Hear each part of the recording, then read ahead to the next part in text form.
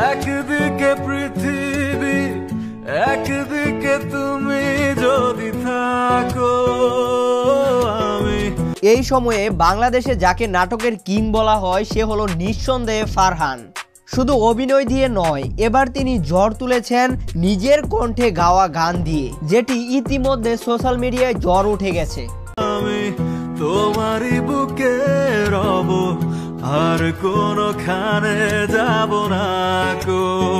গানটি প্রথমে ফারহানের official Facebook পেজে আপলোড করা হয়। আপলোড করার পর গানটি রাতারাতি ভাইরাল হয়ে যায়, অর্থাৎ গানটি আপলোডের 2 দিনের মাথায় 4 মিলিয়ন ভিউ আসে। তাহলে বন্ধুরা, আপনারা বুঝতেই পারছেন এই গানটা কি পরিমাণ জনপ্রিয়তা অর্জন করেছে।